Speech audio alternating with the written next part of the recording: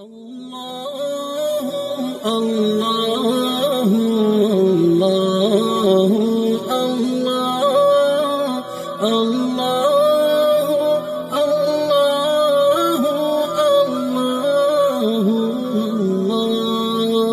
اللہ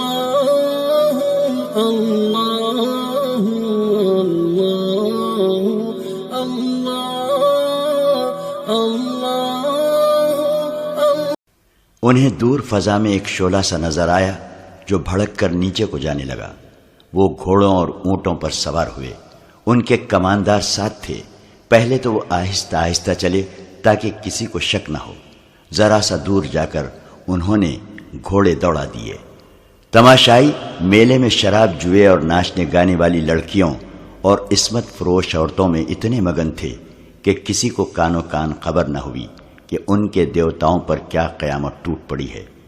چھاپا مار نے اس خطرے کی وجہ سے آتشی تیر چلا دیا تھا کہ حبشیوں کی تعداد زیادہ ہوگی، مگر فوج وہاں پہنچی تو وہاں 12-13 لاشیں حبشیوں کی اور 2 لاشیں چھاپا مار شہیدوں کی پڑی تھیں۔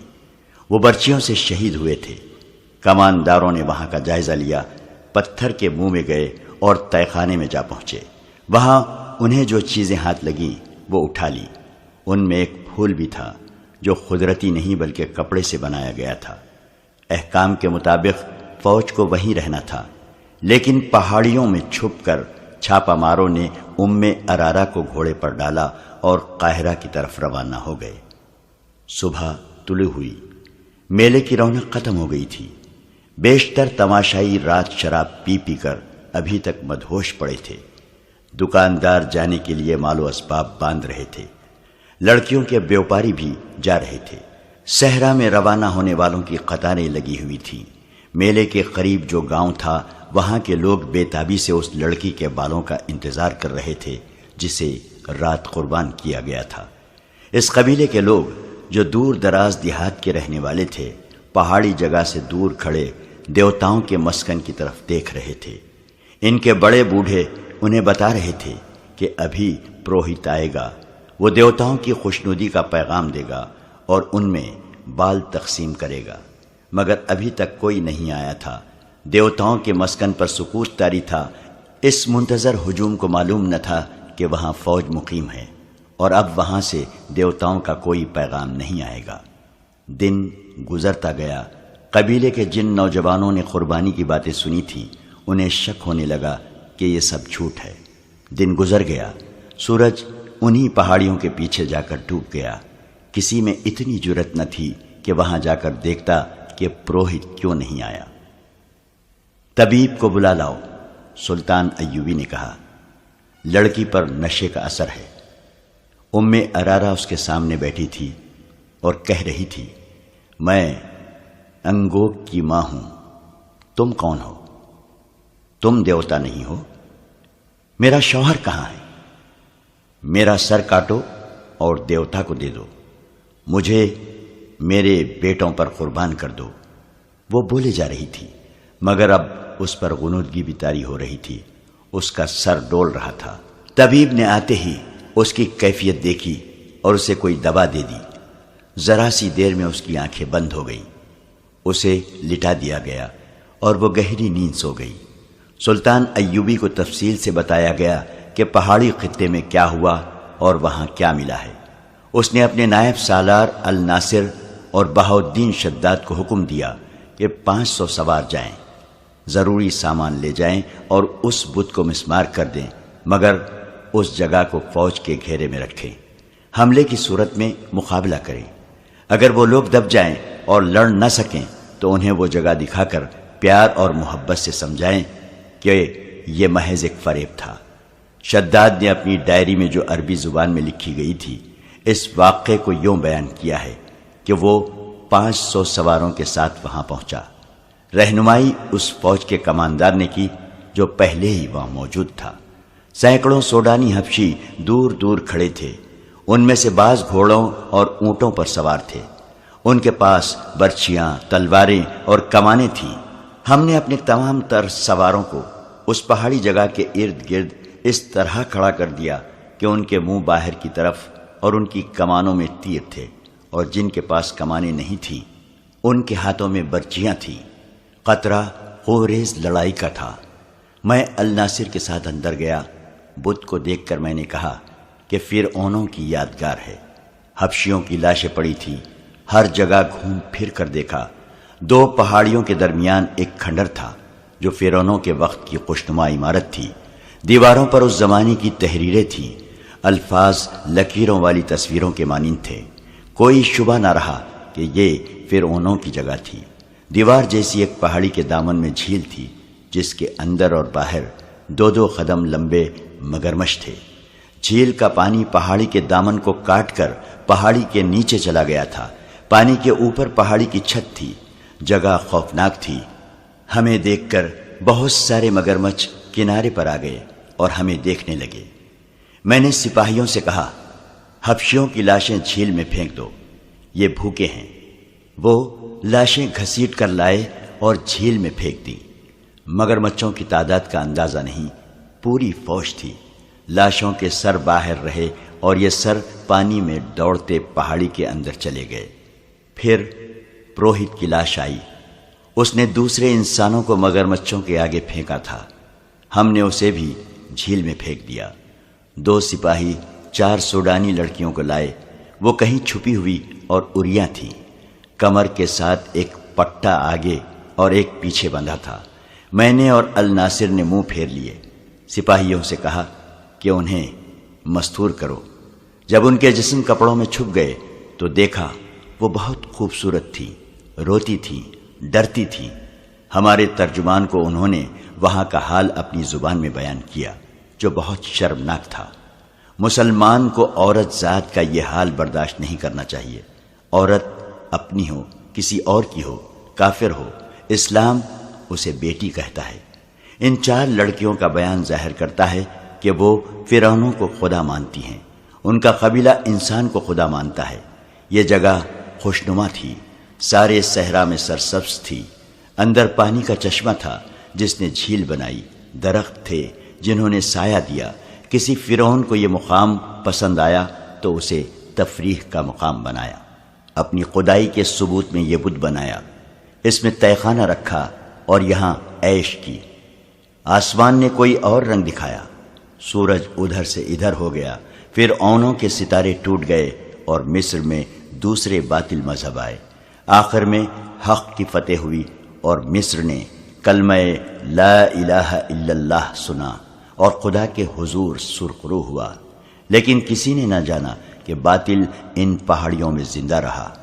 الحمدللہ ہم نے خدائے عزوجل سے رہنمائی لی، باطل کا یہ نقش بھی اکھاڑا اور اس ریگزار کو پاک کیا۔ اس جگہ کو سواروں کے گھیرے میں لے کر فوج نے پتھر کے اس ہیبتناک بت کو مسمار کر دیا، چبوترا بھی گرا دیا، تہخانے ملبے سے بھر دیے گئے۔ باہر سینکڑوں حبشی حیران اور خوفزدہ کھڑے تھے کہ یہ کیا ماجرا ہے۔ ان سب کو بلا کر اندر لے جایا گیا کہ یہاں کچھ بھی نہیں تھا۔ 4 لڑکیاں ان کے حوالے کی گئیں۔ 4 کے باپ اور بھائی وہاں موجود تھے۔ انہوں نے اپنی اپنی لڑکی لے لی۔ انہیں بتایا گیا کہ یہاں ایک بدکار آدمی رہتا تھا، وہ مگرمچھوں کو کھلا دیا گیا ہے۔ ان سینکڑوں حبشیوں کو اکٹھا بٹھا کر ان کی زبان میں واز دیا گیا۔ وہ سب خاموش رہے۔ انہیں اسلام کی دعوت دی گئی، وہ پھر بھی خاموش رہے۔ کبھی کبھی شک ہوتا تھا جیسے ان کی آنکھوں میں خون اتر آیا ہے۔ انہیں یہ الفاظ دھمکی کے لہجے میں کہے گئے، اگر تم سچے خدا کو دیکھنا چاہتے ہو تو ہم تمہیں دکھائیں گے۔ اگر تم اسی جگہ کو جہاں تم بیٹھے ہو اپنے جھوٹے خداؤں کا گھر کہتے رہو گے تو ہم ان پہاڑوں کو بھی ریزہ ریزہ کر کے ریت کے ساتھ ملا دیں گے۔ پھر تم دیکھو گے کہ کون سا خدا سچا ہے۔ ادھر قاہرہ میں ارارہ ہوش میں آ چکی تھی۔ وہ اپنی داستان سنا چکی تھی جو اوپر بیان کی گئی ہے۔ کبھی وہ کہتی تھی کہ اس نے کوئی خواب دیکھا ہے۔ اسے ساری باتیں یاد آ گئی تھیں۔ اس نے بتایا کہ پروہت اسے دن رات بے آبرو کرتا تھا اور پھول کئی بار اس کی ناک کے ساتھ لگاتا تھا۔ ارارہ کو بتایا گیا کہ اس کی گردن کٹنے والی تھی۔ اگر چھاپا مار بر وقت نہ پہنچ جاتے تو اس کا سر غار میں اور جسم مگرمچھوں کے پیٹ میں ہوتا۔ نازک سی یہ حسین لڑکی خوف سے کانپنے لگی، اس کے آنسو نکل آئے۔ اس نے سلطان ایوبی کے ہاتھ چوم لیے اور کہا، خدا نے مجھے بے گناہوں کی سزا دی ہے، میں اپنے گناہوں کا اعتراف کرنا چاہتی ہوں، خدا کے لیے مجھے پناہ میں لے لے۔ اس کی ذہنی کیفیت بہت بری تھی۔ اس نے شام کے ایک دولت مند تاجر کا نام لے کر کہا کہ وہ اس کی بیٹی ہے۔ یہ مسلمان تاجر تھا۔ اس کا دوستانہ شام کے امیروں کے ساتھ تھا۔ اس وقت کے امیر ایک ایک شہر یا تھوڑے تھوڑے رقبے کے خطوں کے حکمران ہوا کرتے تھے، جو مرکزی امارت کے ماتحت تھے۔ مرکزی امارت مرکزی وزارت اور خلافت کے ماتحت ہوتی تھی۔ یہ امراء 10ویں صدی کے بعد پوری طرح عیاشیوں میں ڈوب گئے تھے۔ بڑے تاجروں سے دوستی رکھتے تھے اور ان کے ساتھ کاروبار بھی کرتے تھے اور رشوت بھی لیتے تھے۔ ان کے حرموں میں لڑکیوں کی افراط رہتی اور شراب بھی چلتی تھی۔ ام ارارہ ایسی ہی ایک دولت مند تاجر کی بیٹی تھی، جو اپنے باپ کے ساتھ 12-13 سال کی عمر میں عمرہ کی رقص و سرور کی محفلوں میں جانے لگی تھی۔ باپ غالباً دیکھ رہا تھا کہ لڑکی خوبصورت ہے، اس لیے وہ اسے لڑکپن میں ہی عمرہ کی سوسائٹی کا عادی بنانے لگا تھا۔ ام ارارہ نے بتایا کہ وہ 14 سال کی ہوئی تو عمرہ نے اس میں دلچسپی لینی شروع کر دی تھی۔ دو نے اسے بڑی قیمتی تحفے بھی دیے۔ وہ گناہوں کی اسی دنیا کی ہو کے رہ گئی۔ عمر کے 16ویں سال وہ باپ کو بتائے بغیر ایک امیر کی درپردہ داشتہ بن گئی، مگر رہتی اپنے گھر میں تھی۔ وہ دولت میں جنی پلی تھی، شرم و حیا سے آشنا نہیں تھی۔ 2-3 سال بعد وہ باپ کے ہاتھ سے نکل گئی اور آزادی سے 2 اور عمرہ سے تعلقات پیدا کر لیے۔ اس نے خوبصورتی، چرب زبانی اور مردوں کو انگلیوں پر نچانے میں نام پیدا کر لیا۔ باپ نے اس کے ساتھ سمجھوتا کر لیا۔ گزشتہ 6 سال سے اسے ایک اور ہی قسم کی ٹریننگ ملنے لگی تھی۔ یہ 3 عمرہ نے مل کر سازش کی تھی، جس میں اس کا باپ بھی شریک تھا۔ اسے خلافت کی جڑیں کھوکھلی کرنے کی ٹریننگ دی جا رہی تھی۔ آگے چل کر اس سازش میں ایک صلیبی بھی شامل ہو گیا۔ یہ عمرہ خود مختار حاکم بننے کے خواب دیکھ رہے تھے۔ صلیبیوں کی مدد کے بغیر یہ ممکن نہ تھا۔ ام ارارہ کو نور الدین زنگی اور خلافت کے درمیان غلط فہمیاں پیدا کرنے کے لیے بھی استعمال کیا گیا تھا۔ صلیبیوں نے اس مہم میں 3 عیسائی لڑکیاں شامل کر کے ایک زمیندوز محاذ بنا لیا۔ انہوں نے جب دیکھا کہ مصر میں صلاح الدین ایوبی نے نام پیدا کر لیا ہے اور اس نے 2 ایسے کارنامے کر دکھائے ہیں جس نے اسے مصر کا وزیر اور امیر نہیں بلکہ بادشاہ بنا دیا ہے، تو ام ارارہ کو خلیفہ العازد کی خدمت پہ تحفے کے طور پر بھیجا گیا۔ اسے یہ مہم دی گئی تھی کہ خلیفہ کے دل میں صلاح الدین ایوبی کے خلاف دشمنی پیدا کرے اور سابق سوڈانی فوج کے جو چند ایک حکام فوج میں رہ گئے ہیں انہیں العازد کے قریب کر کے سوڈانیوں کو ایک اور بغاوت پر آمادہ کرے۔ اسے دوسری مہم یہ دی گئی تھی کہ خلیفہ العازد کو آمادہ کرے کہ سوڈانی جب بغاوت کریں تو انہیں ہتھیاروں اور ساز و سامان سے مدد دے، اور اگر ممکن ہو سکے تو صلاح الدین ایوبی کی فوج کا کچھ حصہ باغی کر کے سوڈانیوں سے ملا دے۔ خلیفہ اور کچھ نہ کر سکے تو اپنا محافظ دستہ سوڈانیوں کے حوالے کر کے خود سلطان ایوبی کے پاس جا کر پناہ لے اور اسے کہے کہ اس کے محافظ باغی ہو گئے ہیں۔ مختصر یہ کہ صلاح الدین ایوبی کے خلاف ایسا محاذ قائم کرنا تھا جو اسے مصر سے بھاگنے پر مجبور کر دے اور وہ باقی عمر گمنامی میں گزار جائے۔ ام ارارہ نے سلطان ایوبی کو بتایا کہ وہ مسلمان گھر میں پیدا ہوئی تھی، لیکن باپ نے اسے مسلمانوں کی ہی جڑیں کاٹنے کی تربیت دی، اور سلطنت اسلامیہ کے عمرا نے اپنے دشمنوں کے ساتھ ملی اپنی ہی سلطنت کو تباہ کرنے کی کوشش کی۔ اس لڑکی نے خلیفہ العازد کا دماغ اپنے قبضے میں لے لیا اور سلطان ایوبی کے خلاف کر دیا تھا۔ رجب کو وہ اس سازش میں شریک کر چکی تھی۔ رجب نے 2 اور فوجی حکام کو اپنے ساتھ ملا لیا تھا۔ رجب نے اس سلسلے میں یہ کام کیا کہ خلیفہ کے محافظ دستے میں وہ مصریوں کی جگہ سوڈانی رکھتا جا رہا تھا۔ ام ارارہ کو خلیفہ کے پاس آئے ابھی 2-2.5 مہینے ہوئے تھے۔ وہ قصر خلافت پر غالب آ گئی تھی اور حرم کی ملکہ بن گئی تھی۔ اس نے یہ انکشاف بھی کیا کہ خلیفہ سلطان ایوبی کو قتل کرانا چاہتا ہے، اور رجب نے حشیش شہن سے مل کر قتل کا انتظام کر دیا ہے۔ یہ محض اتفاق کی بات ہے کہ سلطان ایوبی نے خلیفہ کے بیکار وجود اور عیش پرستی سے تنگ آ کر اس کے خلاف کارروائی شروع کر دی تھی، اور یہ بھی اتفاق تھا کہ ارارا کو وہی لوگ اغوا کر کے لے گئے جنہیں وہ سلطان ایوبی کے خلاف لڑانا چاہتی تھی۔ اور یہ اتفاق تو بڑا ہی اچھا تھا کہ سلطان ایوبی نے رجب سے محافظ دستے کی کمان لے لی اور وہاں اپنی پسند کا ایک نائب سالار بھیج دیا تھا۔ مگر ان اتفاقات نے حالات کا دھارا موڑ کر سلطان ایوبی کے لیے ایک خطرہ پیدا کر دیا۔ سلطان نے ارارا کو اپنی پناہ میں رکھا۔ لڑکی بری طرح پچھتا رہی تھی اور گناہوں کا کفارہ ادا کرنا چاہتی تھی۔ قدرت نے اسے ایک دھچکا دے کر اس کا دماغ درست کر دیا تھا۔ سلطان ایوبی ٹھنڈے دل سے سوچنے لگا کہ اس سازش میں جو حکام شامل ہیں ان کے ساتھ وہ کیا سلوک کرے۔ دوسرے دن الناصر اور بہاؤالدین شداد فرعونوں کا آخری نشان مٹا کر فوج واپس لے آئے۔ 8 دنوں بعد رات کا پچھلا پہر تھا۔ سلطان ایوبی کے جاگنے میں ابھی کچھ دیر باقی تھی۔ اسے ملازم نے جگا دیا اور کہا کہ الناصر، علی بن سفیان اور 2 اور نائب آئے ہیں۔ سلطان اچھل کر اٹھا اور ملاقات کے کمرے میں چلا گیا۔ ان حکام کے ساتھ ان دستوں میں سے ایک کا کماندار بھی تھا جو شہر سے دور گشت کرتے رہتے تھے۔ سلطان ایوبی کو بتایا گیا کہ کم و بیش 6000 سوڈانی، جن میں برطرف سوڈانی فوج کے افراد ہیں، اور اس وحشی قبیلے کے بھی جس کے عقیدے کو ملیا میٹ کیا گیا تھا، مصر کی سرحد میں داخل ہو کر ایک جگہ پڑاؤ کیے ہوئے ہیں۔ اس کماندار نے یہ عقل بندی کی کہ عام لباس 2 شتر سوار یہ معلوم کرنے کے لیے بھیجے کہ اس لشکر کا کیا ارادہ ہے۔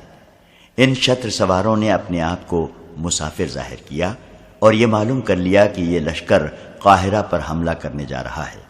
شتر سواروں نے لشکر کے سربراہوں سے مل کر صلاح الدین ایوبی کے خلاف باتیں کی اور کہا کہ وہ بہت سے آدمیوں کو اس لشکر میں شامل کرنے کے لیے لائیں گے۔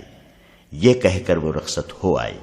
ان کی اطلاع کے مطابق یہ لشکر ادھر ادھر سے مزید نفری کا منتظر تھا اور اسے اگلے روز وہاں سے کوچ کرنا تھا۔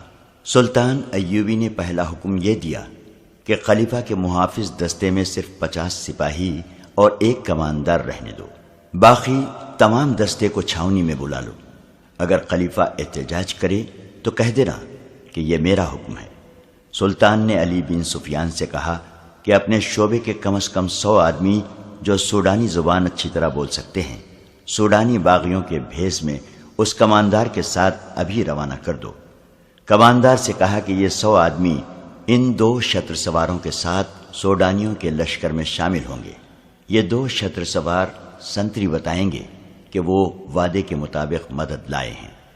ان کے لیے ہدایات یہ دی کہ وہ لشکر کی پیش قدمی کے متعلق اطلاعیں دیں اور یہ دیکھیں کہ رات کے وقت اس لشکر کے جانور اور رسد کہاں ہوتی ہے۔ سلطان ایوبی نے الناصر سے کہا کہ تیز رفتار گھوڑ سوار چھاپا ماروں اور چھوٹی منجنیقوں کے دستے تیار رکھو۔ میں نے سوچا تھا کہ سیدھی ٹکر لے کر سوڈانیوں کو شہر سے دور ہی ختم کیا جائے۔ الناصر نے کہا نہیں۔ سلطان ایوبی نے کہا یاد رکھو الناصر، اگر دشمن کی تعداد کبھی تم سے تھوڑی ہو تو بھی براہ راست تصادم سے گریز کرو۔ رات کو چھاپا مار استعمال کرو، شب خوں مارو، دشمن کو پہلو سے لو، عقب سے لو، ضرب لگاؤ اور بھاگو۔ دشمن کی رسد تباہ کرو، جانور تباہ کرو، دشمن کو پریشان کرو، اس کے دستے بکھیر دو، اسے آگے آنے کی مہلت نہ دو، اسے دائیں بائیں پھیل جانے پر مجبور کر دو۔ اگر سامنے سے ٹکر لینا چاہتے ہو تو یہ نہ بھولو کہ یہ صحرا ہے۔ سب سے پہلے پانی کی جگہ پر قبضہ کرو، سورج اور ہوا کے رخ کو دشمن کے خلاف رکھو، اسے پریشان کر کے اپنی پسند کے میدان میں لاؤ۔ میں تمہیں عملی سبق دوں گا۔ اس لشکر کی یہ خواہش میں پوری نہیں ہونے دوں گا کہ وہ قاہرہ تک پہنچے یا میری فوج کے آمنے سامنے جا کر لڑے۔ اس نے علی بن سفیان سے کہا، تم جن 100 آدمیوں کو لشکر میں شامل ہونے کے لیے بھیجو گے انہیں کہنا کہ وہ سوڈانیوں میں یہ افواہ پھیلا دیں کہ 6-7 دنوں تک صلاح الدین ایوبی فلسطین پر حملہ کرنے کے لیے جا رہا ہے، اس لیے قاہرہ پر حملہ اس کی غیر حاضری میں کیا جائے گا۔ ایسی بہت سی ہدایات اور احکام دے کر سلطان ایوبی نے انہیں بتایا کہ وہ آج شام سے قاہرہ میں نہیں ہوگا۔ اس نے انہیں قاہرہ سے بہت دور ایک جگہ بتائی۔ وہ اپنا ہیڈ کوارٹر دشمن کے قریب رکھنا چاہتا تھا تاکہ جنگ اپنی نگرانی میں لڑا سکے۔ سب نے ملاقات کے کمرے میں ہی صبح کی نماز پڑھی اور سلطان ایوبی کے احکام پر کارروائی شروع ہو گئی۔ سلطان ایوبی تیاری کے لیے اپنے کمرے میں چلا گیا۔ سوڈانیوں کے لشکر میں اضافہ ہوتا جا رہا تھا۔ 2 سال گزرے، ان کی ایک بغاوت پوری طرح ناکام ہو چکی تھی۔ دوسری کوشش کی تیاریاں اسی وقت شروع ہو گئی تھیں۔ صلیبیوں نے مدد کا وعدہ کر رکھا تھا اور جاسوسوں کی بہت بڑی تعداد مصر میں داخل کر دی گئی تھی۔ سوڈانیوں کا حملہ ایک نہ ایک روز آنا ہی تھا، لیکن یہ اچانک آ گیا۔ وجہ یہ تھی کہ سلطان ایوبی نے ایک سوڈانی قبیلے کے مذہب پر فوجی حملہ کیا اور اس کے دیوتاؤں کا مسکن تباہ کر دیا تھا۔ یہ وجہ معمولی نہیں تھی۔ مصر میں جو سلطان ایوبی کے مخالفین تھے انہوں نے اس کے اس اقدام کو اس کے خلاف استعمال کیا۔ سوڈانی فوج کے برطرف کیے ہوئے باغی کمانداروں کو بھی موقع مل گیا۔ یہ سب فوراً حرکت میں آ گئے۔ ان میں مصری مسلمان بھی تھے۔ انہوں نے اس قبیلے کے مذہبی جذبات کو بھڑکایا اور انہیں کہا کہ ان کا مذہب سچا ہے اور اگر وہ سلطان ایوبی کے خلاف اٹھیں گے تو ان کے دیوتا اپنی توہین کا انتقام لینے کے لیے ان کی مدد کریں گے۔ انہوں نے 5-7 دنوں میں لشکر جمع کر لیا اور قاہرہ پر حملے کے لیے چل پڑے۔ جو ادھر ادھر کے لوگوں کو پتہ چلتا تھا وہ اس لشکر میں شامل ہوتے جاتے تھے۔ 2 شتر سواروں کے ساتھ جب 100 مسلح آدمی اس لشکر میں شامل ہوئے، یہ لشکر سرحد سے آگے آ گیا تھا اور ایک جگہ پڑاؤ کیے ہوئے تھا۔ سلطان ایوبی رات کے وقت اتنا آگے چلا گیا جہاں اسے اس لشکر کی نقل و حرکت کی اطلاع جلدی مل سکتی تھی۔ ان 100 آدمیوں نے حملہ آوروں کے سربراہوں کو بتایا کہ صلاح الدین ایوبی چند دنوں تک فلسطین کی طرف کوچ کر رہا ہے۔ سربراہ بہت خوش ہوئے۔ انہوں نے یہ پڑاؤ 2 دن اور بڑھا دیا۔ اگلی رات سلطان ایوبی کو اس لشکر کی پہلی اطلاعیں ملی۔ اس سے اگلی رات اس نے 50 سوار اور 5 منجنیقیں بھیجیں جن کے ساتھ آتش گیر مادے والی ہانڈیاں تھیں۔ انہیں ایک گھوڑا کھینچتا تھا۔ آدھی رات کے وقت جب سوڈانی لشکر سویا ہوا تھا ان کے اناج کے ذخیرے پر ہانڈیاں گرنے لگیں۔ مان بعد آتش تیر آئے اور مہیب شعلے اٹھنے لگے۔ لشکر میں بھگدڑ مچ گئی۔ منجنیقوں کو وہاں سے فوراً پیچھے بھیج دیا گیا۔ 50 سواروں نے 3-4 حصوں میں تقسیم ہو کر گھوڑے سر پر دوڑائے اور لشکر کے پہلوؤں کے آدمیوں کو کچلتے اور برچھیوں سے زخمی کرتے غائب ہو گئے۔ لشکریوں کو سنبھلنے کا موقع نہ ملا۔ آگ کے شعلوں سے جہاں اناج کا ذخیرہ جل رہا تھا وہاں اونٹ اور گھوڑے بدک کر ادھر ادھر بھاگنے لگے۔ سلطان ایوبی کے سوار ایک بار پھر آئے اور تیر برساتے گزر گئے۔ وہ اس کے بعد نہیں آئے۔ دوسرے دن اطلاع ملی کہ سوڈانیوں کے کم و بیش 400 آدمی آگ سے، گھوڑوں اور اونٹوں کی بھگدڑ سے اور چھاپا مار سواروں کے حملوں سے مارے گئے ہیں۔ تمام تر اناج جل گیا اور تیروں کا ذخیرہ بھی نظر آتش ہو گیا تھا۔ لشکر نے وہاں سے کوچ کیا اور رات ایسی جگہ پڑاؤ کیا جہاں ادھر ادھر مٹی کے ٹیلے تھے۔ اس جگہ شپکوں کا خطرہ نہیں تھا۔ اب رات کو گشتی دستے بھی پڑاؤ سے دور دور گشت کرتے رہے مگر حملہ پھر بھی ہوا۔ اس کا اندازہ بھی گزشتہ رات جیسا تھا۔ لشکر کے سربراہوں کو معلوم نہیں تھا کہ ان کی 2 گشتی دستے سلطان ایوبی کے چھاپا ماروں کی گھات میں آ گئے تھے اور مارے گئے ہیں۔ تیر اندازوں نے ٹیلوں سے آتشیں تیر چلائے اور غائب ہو گئے۔ سحر کا دھندلکا نکھرنے تک یہ شپکوں جاری رہے۔ ان سے گزشتہ رات کی نسبت زیادہ نقصان ہوا۔ شام کو علی بن سفیان نے سلطان ایوبی کو اپنے جاسوسوں کی لائی ہوئی یہ اطلاع دی کہ کل دن کے وقت سوڈانی لشکر اس اندازے سے پیش قدمی کرے گا کہ شب کو مارنے والوں کا ٹھکانہ معلوم کر کے اسے ختم کیا جائے۔ سلطان ایوبی نے اپنے قریب کچھ فوج رکھی ہوئی تھی، اس نے رات کے وقت حملہ نہ کرایا، اسے معلوم تھا کہ اب دشمن چوکنا ہوگا۔ اگلے روز اس نے 400 پیادہ سپاہی سوڈانیوں کے لشکر کے دائیں طرف نصف میل دور بھیج دیے اور 400 بائیں طرف۔ انہیں یہ ہدایت دی کہ وہ آگے کو چلتے جائیں۔ دونوں دستے جنگی تربیت میں سوڈانیوں کے پہلو سے گزرے تو سوڈانیوں نے اس خطرے کے پیش نظر اپنے پہلو پھیلا دیے کہ یہ دستے پہلو پر یا عقب سے حملہ کریں گے۔ سلطان ایوبی کی ہدایت کے مطابق اس کے کماندار اپنے دستوں کو پرے ہٹاتے گئے۔ سوڈانی دھوکے میں آ گئے، انہوں نے اپنے لشکر کو دائیں بائیں پھیلا دیا۔ اچانک سلطان ایوبی کے 500 سواروں نے ٹیلوں کی اوٹ سے نکل کر سوڈانیوں کے وسط میں ہلہ بول دیا۔ یہاں ان کی اعلیٰ کمان تھی۔ گھوڑ سواروں کا یہ حملہ اچانک اور بے حد شدید تھا۔ سارے لشکر میں بھگدڑ مچ گئی، پہلوؤں سے پیادہ تیر اندازوں نے تیر برسانے شروع کر دیے۔ اس طرح صرف 1300 نفری کی فوج نے کم و بیش 6000 کے لشکر کو بھگدڑ میں مبتلا کر کے ایسی شکست دی کہ صحرا لاشوں سے اٹ گیا، اور سوڈانی قید میں بھی آئے اور بھاگے بھی۔ بھاگنے والوں کی تعداد تھوڑی تھی۔ یہ سوڈانیوں کی دوسری بغاوت تھی جو سلطان ایوبی نے انہی کے خون میں ڈبو دی۔ اب کے سلطان ایوبی نے ڈپلومیسی سے کام نہیں لیا، اس نے جنگی قیدیوں سے معلومات حاصل کر کے ان تمام کمانداروں اور دیگر حکام کو قید میں ڈال دیا جو درپردہ بغاوت کی سازش میں شریک تھے۔ تقریب کاروں کی بھی نشاندہی ہو گئی، انہیں سزائے موت دی گئی۔ رجب جیسے نائب سالاروں کو ہمیشہ کے لیے قید خانے میں ڈال دیا گیا۔ سلطان ایوبی حیران اس پر ہوا کہ بعض ایسے حکام اس سازش میں شریک تھے جنہیں وہ اپنا وفادار سمجھتا تھا۔ اس نے اپنے معتمد سالاروں اور دیگر حکام سے کہہ دیا تھا کہ مصر کے دفاع اور سلطنت کے استحکام کے لیے سوڈان پر حملہ اور قبضہ ضروری ہو گیا ہے۔ اس نے خلیفہ العزیز سے محافظ دستہ واپس لے کر اسے معزول کر دیا اور اعلان کر دیا کہ اب مصر خلافت عباسیہ کے تحت ہے، اور یہ بھی کہ خلافت کی گدی بغداد میں ہوگی۔ سلطان ایوبی نے ارارا کو 8 محافظوں کے ساتھ نور الدین زنگی کے حوالے کرنے کے لیے روانہ کر دیا۔